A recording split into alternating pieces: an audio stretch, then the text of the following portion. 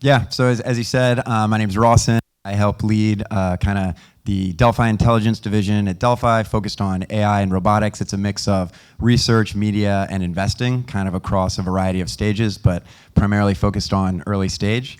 And yeah, I think like relative to some of the other speakers today, my technical expertise is probably not quite as impressive. And so I figured I'd talk about something where I have a little bit more experience. And so I guess in terms of background, I spent half of my career doing tech investing in the US, and then the second half of my career doing tech investing in Asia, including living the last 2 years in China. So very far from a China expert. I think there's definitely people in the audience that know the market much better than I do. But I thought it might be interesting to basically kind of compare and contrast market structures, the AI ecosystems, the different strengths and weaknesses. And yeah, hopefully folks find it informative. So this is my perspective. It's not the definitive perspective, but hopefully folks learn stuff. And yeah, so I would say like the first thing that I would say about China in my effort to try and understand it is there's a lot of intricacies in China that I find interesting, in that basically two things appear to be true simultaneously that are often contradictory. And so I'm just going to tick through a list to give you a sense of the flavor. But like China is simultaneously modern and it's still quite poor. And so you fly in, there's amazing infrastructure, the airports are incredible. You fly into these gleaming cities, you get on the high-speed rail, but then you go to Anhui, or you start going off west and you see the countryside and you realize like, hey, there's still hundreds of millions of people that live on less than $7 a day. It's clearly rising, but also simultaneously pessimistic. Like the last 40 years have been incredible, unprecedented growth. But yet when I talk to people on the ground, I still feel there's a lot of anxiety at the individual level and a lot of insecurity. I'd say, it's clearly communist. You hear a lot of Marxist, Leninist rhetoric, but also there's a decent amount of state capitalism. I would say the online discourse in certain pockets, as well as a decent amount of nationalism, does tend towards like a little bit like, frankly, certain fascist models. I would say certain people would say China is like a copycat in the tech sphere. I would say I disagree with that. Like we see in tons of industries, China's going from strength to strength in tech and manufacturing. And that's a very real phenomenon with a lot of innovation. So China, but at the same time, while it's ascendant in tech and manufacturing, like the broader economy is still in quite a soft spot. So you think about relatively high youth unemployment, you think about local government debt, you think about the property slowdown. Like both of those things are true simultaneously. I would say you hear like these two contradictory things about China, where hey, it's both too inefficient, like state involvement, too much like inefficient capital allocation, and yet we need to implement trade barriers across the US and Europe in order to retain relative competition. China simultaneously has a great firewall and yet continues to lead in open source AI releases, which I think is pretty contradictory. Yeah, just ticking through the list, they were probably the number one beneficiary of globalization, and yet now racing for self-sufficiency in a lot of domains. Ancient 5,000-year-old civilization that probably has the most digitally savvy population on the planet. And yeah, on and on. I think there's so many examples of both of these things being true at the same time, which is why it's so fascinating to try and understand. And so yeah, a lot of people would say that like the US and China are polar opposites in many domains, and to a certain extent that is true, right? If you think about, hey, North Star seems to be more freedom, North Star seems to be harmony and stability. One overconsumes, the other overproduces. One's democratic, one's autocratic. Individual is the core unit, family is the core unit, and on and on. And I think there's many examples where the two societies are quite opposite. But then at the same time, I think there's a lot of real similarities for how the two societies are quite. This mic's kind of cutting in and out. Is it okay? Can you guys hear me? All right, cool. And so yeah, I thought this was like a little bit exaggerated, but like basically directionally correct. I like this quote from Tanner Greer. But hey, like in terms of just the viewpoint. So China is a fearful mirror. Its vices, the gross commercialism, the mercenary and cutthroat culture, the boundless bulk of an unaccountable bureaucracy, the brazen waste of a choked military industrial machine, big country autism, the warped altars where we slaughter privacy and decency in worship of security and efficiency, the careening cybernetic spool that can't be wound up again are our vices, just taken to an extreme. China is America's sans religion and sans tradition. It is the industrial juggernaut we engineered without any of the safeguards we have built to stop its crushing roll. I mean, I think that's a little bit exaggerated and a little bit extreme. And I would also kind of change, I would say my version would be China is America sans religion and America is China sans tradition. If you go to China, you spend any time, specifically outside the cities, there's a lot of tradition and a lot of customs. But I actually do think the basic point holds in that there are a lot of similarities between both cultures. Okay, well, that's not good. Yeah, all right. Yeah, so I guess I would say culturally, yeah, some of the graphics aren't showing up, but culturally they're quite similar, but I would say they come from very different historical perspectives. And so, yeah, this is just the backdrop before we get into AI, but I feel culturally the US is very much built on, hey, like this frontier mindset. Hey, it's a relatively young country. It was founded by people fleeing different governments in search of freedom, whether that's freedom of speech, freedom of religion, life, liberty, the pursuit of happiness. And I think ingrained in the American DNA is very much like this ethos of a high degree of skepticism towards centralized authority.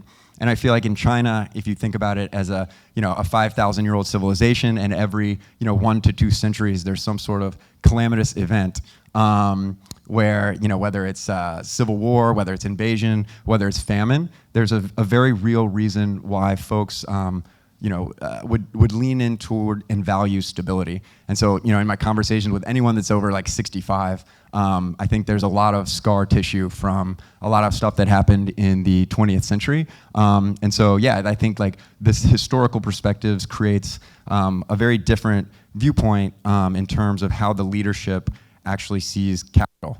And so, yeah, I would say basically the U.S. and Chinese leadership, in my view, tend to see capital quite differently. In the US, a lot of times people see capital as an expression of freedom. It's people in the market making free choices. A lot of times those choices are often ingrained in politics, and you have capital intertwined in politics. And yeah, it's basically an expression of freedom. In China, I have found that it seems that the capital is much more viewed by the leadership as a tool for national interests. And so if I talk to my friends in China, one quote that a lot of folks learned growing up in the school system was, the Chinese people are oppressed by 3 forces: feudalism, imperialism, and capitalism. And so capitalism has obviously been an incredible tool for prosperity, but it shouldn't come above national interests. I would say obviously how this dovetails into AI is capital, and capital is AI in many regards, right? So obviously Nick Land is very resurgent in San Francisco, but capitalism, in many ways is already an alien intelligence. And so, there's no single party that controls it. It's a diffuse array of different decisions. It optimized for profits, efficiency, and automation. And in many ways, the culminating goal of capital is the complete automation of labor. It's artificial general intelligence, right? And so, yeah, these differing views of capital cause, I would say, both countries to kind of view the risks from AI quite differently. And so, yeah, in my view, based on the historical context, America seems to be more scared of centralized forms of power and more comfortable kneeling before kind of an amalgamation of amorphous forces. And in the Peter Thiel sense, this is Armageddon. And in China, I feel there's a little bit more of a fear of disorder and chaos. So I would say a risk of totalitarian political control. Even if it's not quite so clean, right? So in the US system, a lot of times capital will end up basically kind of centralizing power, as we've seen in the form of money and compute and AI, which is run by a relatively small elite. And in China, I would say the conundrum for leadership is, hey, AI can be an amazing tool for political control if it's controllable, but it could end up being the exact opposite if it's not. And yeah, I'd say how this informs the markets and the tech ecosystems is like capital seems to be slightly less constrained in America, whereas in China it seems like pretty firmly subjugated, as we've seen with the internet crackdown and decapitation of some of those companies. And so yeah, in the US it kind of feels like a lot of times market structures move very quickly into an efficient oligopoly. So you have very deep capital markets with strong property rights, you have power laws, you have investors that pile into market leaders very quickly. And yeah, you kind of category champions that form very quickly and go global very quickly. And then in China, it seems much more like you have shallower private markets, but great public infrastructure and a lot of state involvement. And then you basically have a phenomenon where the state sets the direction, the key priorities, the industries that they're most excited about, and you see the provinces marshal resources, across like 1,000 different companies, and you have this Darwinian bloodbath. And frankly, both have pros and cons, right? And so yeah, if I think about the pros and cons of an efficient oligopoly or like a subjugated swarm, so in the US, capital is allocated quite efficiently. The value chain falls in line quite quickly. You can move, you can attack global markets, you can hopefully get like relatively attractive profits that can then be reinvested. We've seen this over and over again with big tech. But the trade-offs, I think you have a slightly less like dynamic competitive environment in a lot of industries. And then obviously that would lead to higher prices, greater value capture in a few companies. And then in China, I would say the benefits of the subjugated swarm are quality products in high volumes at affordable prices, deep horizontal supply chains, strong process knowledge. The trade-offs, I guess the Chinese word is neijin. I probably butchered that, but involution, and that's like coming out of the Chinese media quite frequently these days, and it's basically just like Darwinian competition, less profitability, and obviously along with that, less room for private reinvestment. And then yeah, we're also seeing increasing pushback from trading partners. And yeah, I'd say how this applies to AI is in the US we've seen capital markets fueling probably the biggest compute build out of all time. You have a ton of profits that you can use to attract global talent, and you have like immediate global distribution to consumers and enterprises. And then on the Chinese side, I would say there tends to be a little bit more collaboration in how they use their more limited resources across research, industry, government, and startups. Obviously, a very strong, large industrial worker base with deep process knowledge. And then I would say one of the other things that's a really big emphasis from the Chinese leadership is just rapid diffusion of AI throughout society. And I think that helps push the technology to edges of the economy that aren't necessarily profitable, but also quite valuable. And so yeah, I'd say alongside that, it's not only strengths and weaknesses, but it's also different priorities. And so I kind of feel like in the US, there's this race for, like, people are all about the frontier. There's a race for artificial super artificial super intelligence.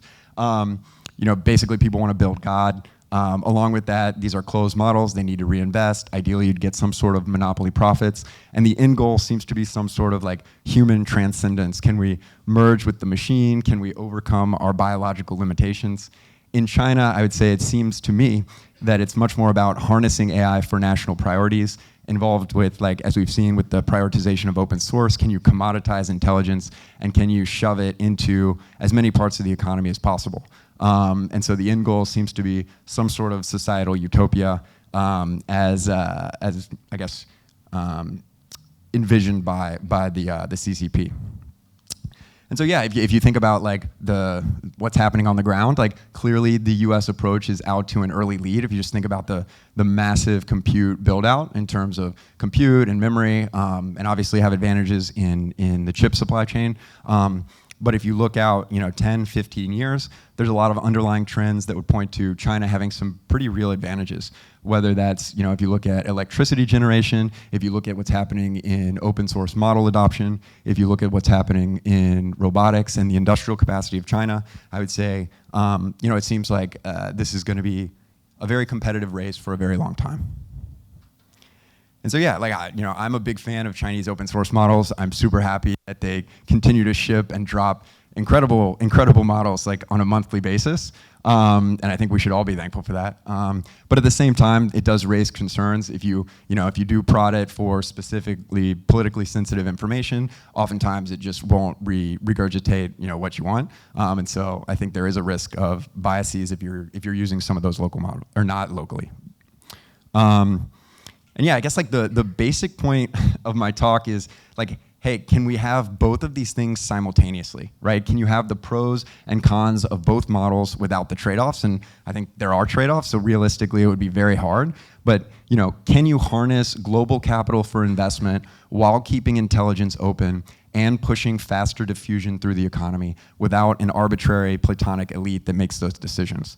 And so yeah, on the one hand, you see like the massive compute build out that's been happening in China and like 70+% of data, in the US, and 70+% of data center capacity. And on the other hand, this is a graphic from Kyle Chan about basically the industrial ecosystem in China and how it compounds off of like all these intertwining supply chains. And I think, open models will be a big part of that. And so can you kind of combine the benefits of the two? And so yeah, I spent like a year kind of thinking about this and the intersection of AI and crypto and open source and big tech oligopoly. And yeah, like I guess like the basic premise was, hey, can you use distributed incentives and technology to harness the long tail of compute and data and talent globally to manufacture an intelligence that is, performant or potentially much more cost effective than a purely vertically integrated approach? And I would say, so far, that's been pretty difficult, and the vertically integrated approaches have definitely gotten out to an early lead in terms of users and in terms of capabilities, but increasingly, I do think that we're seeing a shift over time towards more modular approaches to intelligence. And so I kind of do feel, I actually started out as like more like libertarian or like sovereign individual-esque person, and you listen to folks like Balaji, they've already like basically written off the US. They're like, hey, it's China versus the internet. The US is like, basically decaying. And I think like in a way, AI like has fundamentally actually altered that equation, because AI to me seems intensely physical. If you think about the energy, you think about the fabs, you think about the robotics, you think about the data centers. It's like, these things are going to be tied to national jurisdictions. They are nation state level initiatives. And realistically, you will have large, I think a better framing is basically a competing operating system between the US and China. And I think China is quite well positioned with a lot of countries in the global south. I think the US AI stack is quite well positioned in a lot of countries in the global north. So yeah, I'm gonna wrap up soon. But the last topic I kind of wanted to leave you guys with is, there's this book, I think it was written like 10 years ago by Asimoglu, and it's called The Narrow Corridor. And yeah, it's basically, the basic concept is, hey, it's actually really, really difficult to get the right tension between basically like the strength of governing institutions and state capacity on the one hand, and the strength of a society on the other hand, right? And if you veer in one direction, you end up kind of with like a Leviathan or a despotic state, and if you lean too far in the other direction, you end up in anarchy, and neither is good. And I think we're like at a very, very precious point in AI where I think within the next 15 years, you could see, ASI actually become a realistic possibility. And how do you thread the needle between these two extremes? And so I actually think it's like a very, very delicate balance where, hey, if you end up with, a very few people that are making all the decisions, like you're basically ending up in the equivalent of, AI-induced techno-feudalism or totalitarianism. And then on the other hand, like if the institutions crumble too quickly, you end up in anarchy or potentially uncontrolled superintelligence. And so how do we like thread the needle between these two extremes? And I actually think like the weird thing about it is, in many ways, the US and China like strengths and weaknesses are actually quite complementary on this front. And so if you think about it, like America is focused on pushing out the frontier, China is focused on diffusion. America is exceptional at software, China at hardware, world's best at 0 to 1, world's best at 1 to N. North Star is freedom, North Star is like societal harmony. Greatest risk is Armageddon, greatest risk is one world state or totalitarianism.